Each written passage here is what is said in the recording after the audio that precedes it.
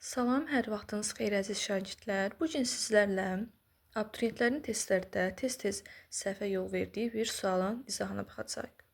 Suala keçməzdən öncə qeyd etmək istəyirəm ki, bu tip videoların davamının gəlməsini istəyirsinizsə, kanala abunə olub videoları bəyənməyi unutmayın.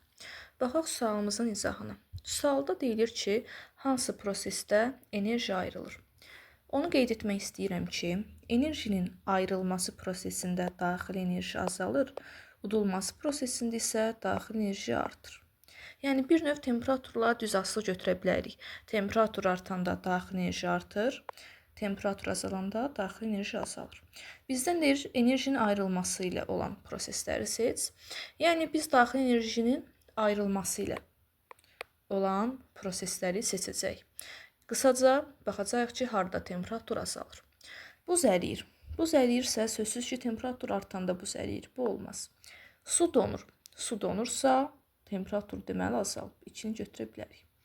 Su qaynayır. Su qaynayırsa, temperatur artıb. Bunu da götürə bilmərik. Su buxarı kondensasiya edir. Yəni, su buxarlandıqdan sonra mayeyə çevrilir. Bu zamanda deməli temperatur azalıb. Yəni, enerji ayrılıb. 4-ü də götürə bilərik. Buz qızır. Buz qızırsa temperatur artır, daxili enerji udulur. Bunu götürə bilmərik. Su soyur. Su soyuyursa temperatur azalır.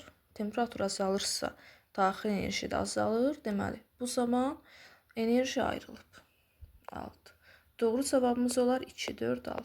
Onu da qeyd etmək istəyirəm ki, qaz halında olan maddənin deməli daxili enerjisi maye halında olan maddənin daxili enerjisindən böyükdür. O isə bərk halda olan maddənin daxili enerjisindən böyükdür. Yəni, bu şəkildə gedir.